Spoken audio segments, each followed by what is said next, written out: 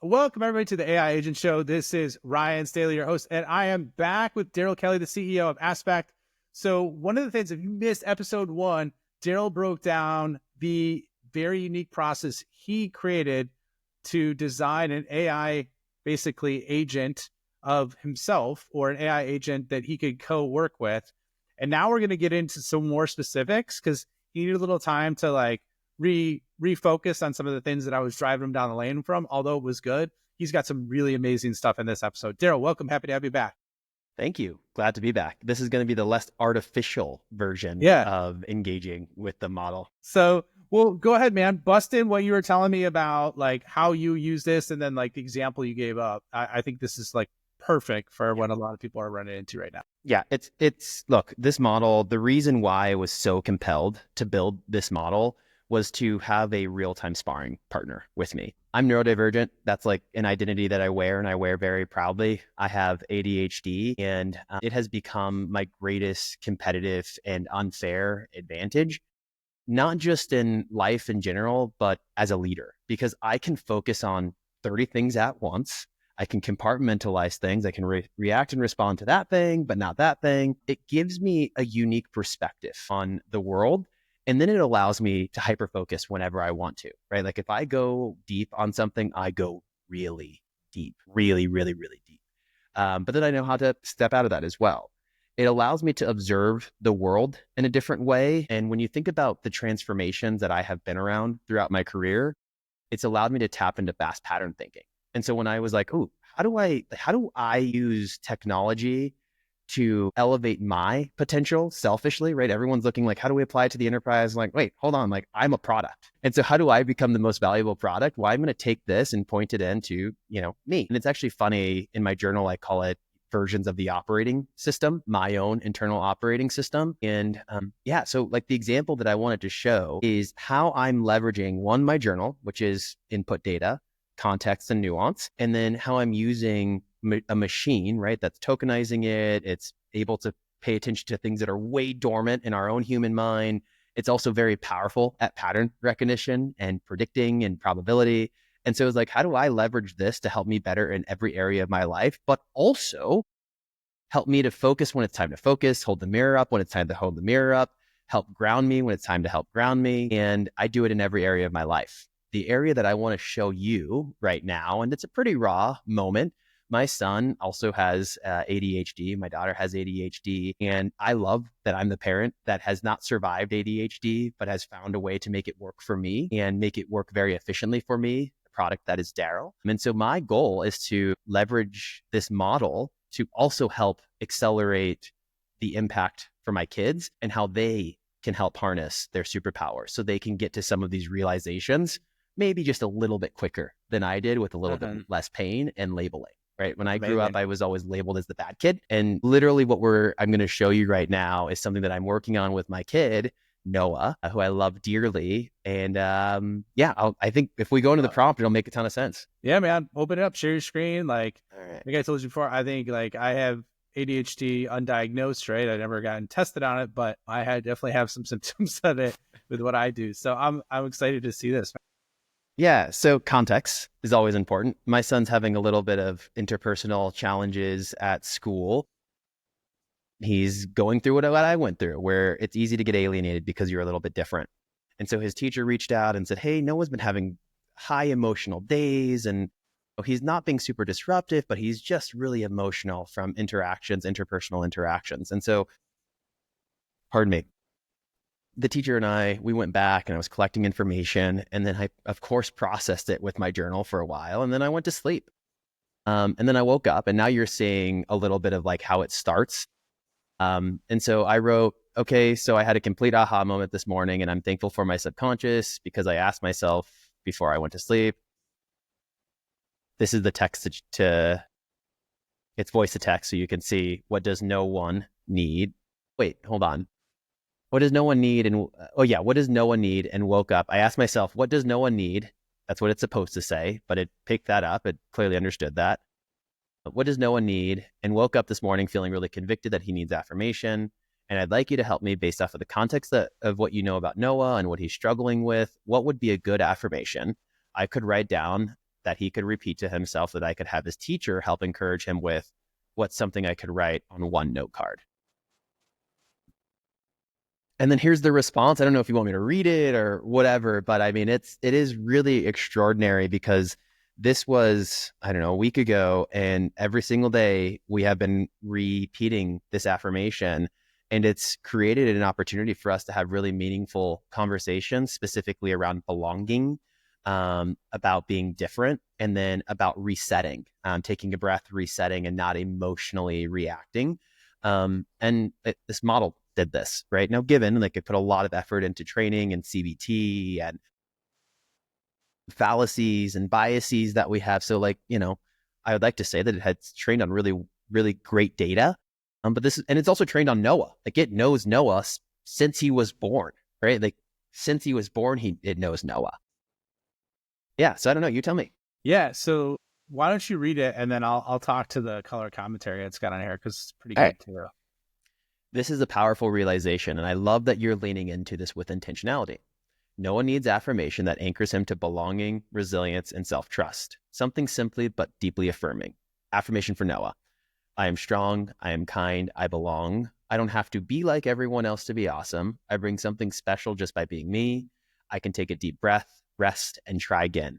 I'm learning, I'm growing, and I am enough. And then it gives context, which is something that I've also trained this on, is it's like, I believe in the like, let's not make this a black box. And so I always ask it, when you're giving me something deep, help me understand how you arrived at this decision. This speaks to his uniqueness, emotional regulation, growth mindset, and self-worth. And I also tell it, you are allowed to challenge me. You are allowed to give me feedback. I want to hear from you and for you to give me other ideas around what I may not be thinking. And then the bonus idea, because it knows my wife, Lauren, maybe you and Lauren could record a voice note of both of you saying this to him so he can listen to it when he needs a reminder. Hearing it in your voices could be incredibly grounding. Let me know if you want to tweak anything, but this feels really affirming, empowering, and grounding for him. Okay, so did you do this? Did you write a note, or did you do the voice note? Yeah. Did you try that? Both. What did he? Okay, cool. So how did he respond? Oh, he loves it. He loves it. Dude, this is amazing. I took it a step further and had it write an email to go for it. Let's teacher. do that then. Yeah, if you're willing to share.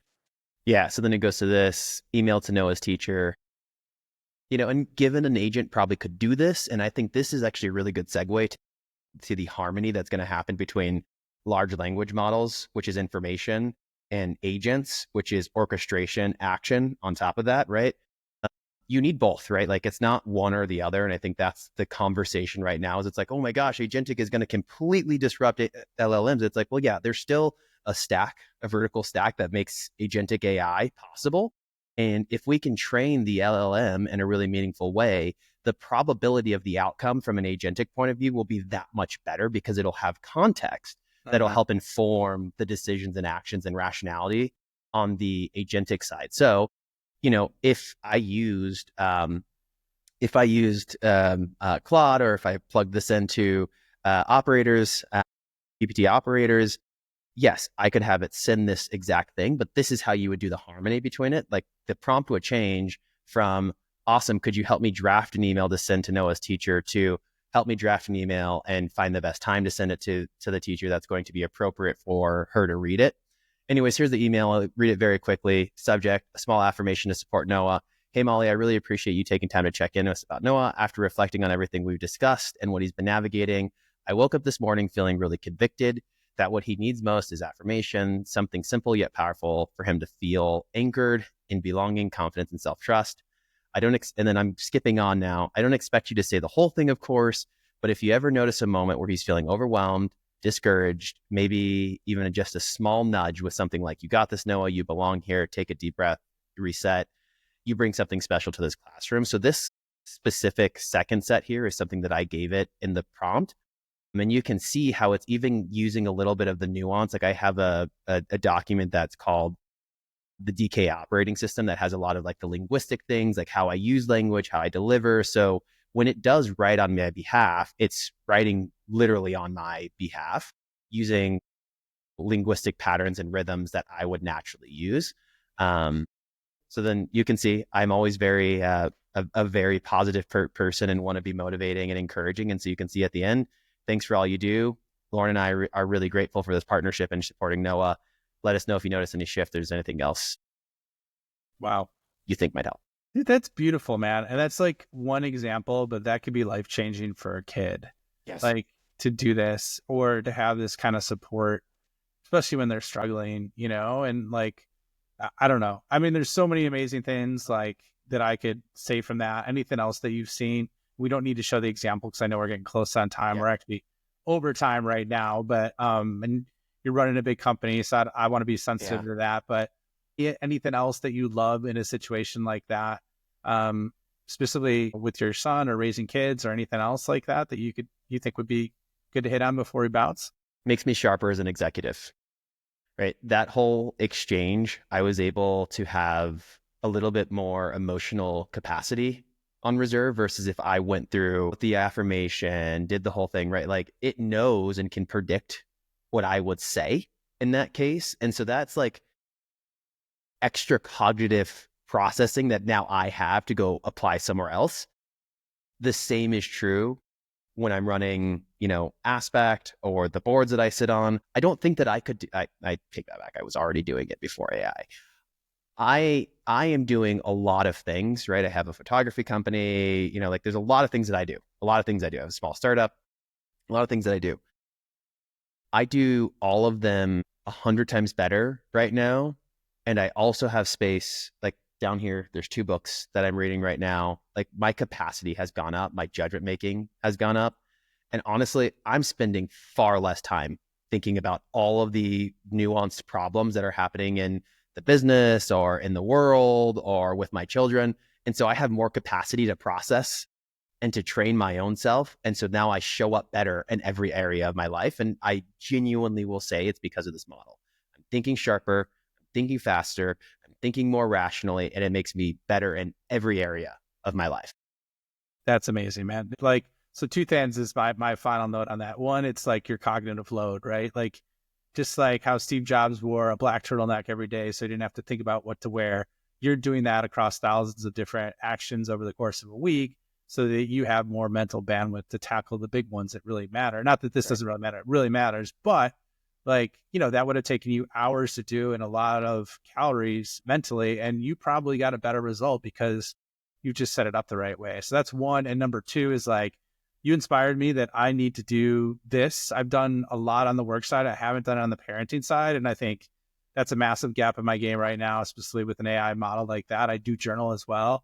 So I got to fine tune it and execute that because I think that's absolutely amazing, man. So thank you for sharing and being vulnerable from the aspect of like sharing some like personal stuff. So really, really appreciate it. Yeah. Thanks for creating an environment for practitioners to engage. I think literacy and access to conversation, right? Like I imagine this is logic all over again, right? Like we're back into the best days of philosophy, and the more conversation that we have around this next wave of innovation, the better that we will harness it as humanity. And so these conversations are really necessary. And I hope anyone listening to this consumes it, but then also takes action on it. Yeah. I think that's really important. Dead on. And when you do, drop it in the comments and share with us what you did so Darryl could see it, so I could see it. And really appreciate you being on, man. This is like an absolutely amazing episode that I haven't done anything like this before. So I'm really glad to have you a part of it. And thanks for being on, man. Thank you for having me. It was a treat. Yes. And I appreciate that, man. And you could find Darryl on LinkedIn. You said DarrylKelly.com, I believe. Was that the other? That's right. And it's DarrylKelly. Yes. Or aspect.com for innovative workforce tools. Yes. All right. Well, thank you so much. And we will see you all on the next episode. See you, everyone.